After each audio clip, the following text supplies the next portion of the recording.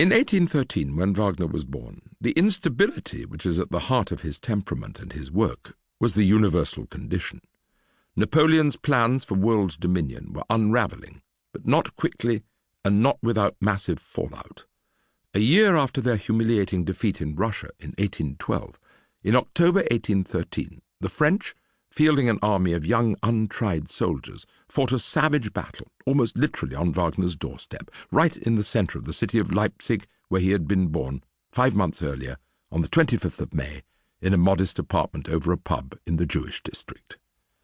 Leipzig was the second city of the newly created kingdom of Saxony-Anhalt, one of the nearly 40 sovereign states that constituted the hollow remnant of the Holy Roman Empire, itself the heir to the Western Roman Empire. Germany, as such, existed only as an idea, an increasingly potent idea, but an idea nonetheless. The Saxons were Napoleon's allies, and along with the French, they were brutally crushed in October 1813 by the brilliantly organized coalition of Prussian, Swedish, Austrian, and Russian forces.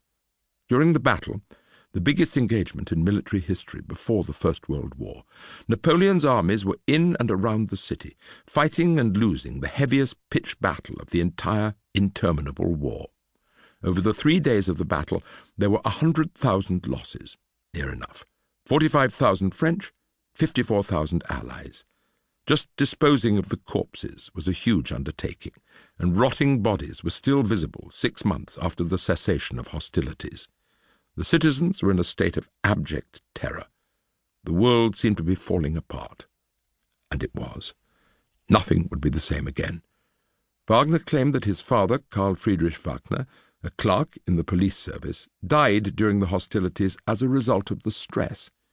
That and the nervous fever which had seized the city.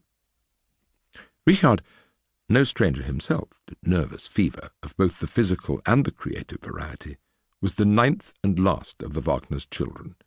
He was baptized in St. Thomas's Church, the very church where Johann Sebastian Bach in the previous century had served as cantor for 25 years.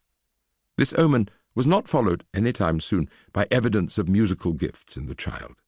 Indeed, as a little boy, Richard's inclination and talent were all for the theatre, no doubt because his mother's new husband, Ludwig Geyer, a family friend, was an actor.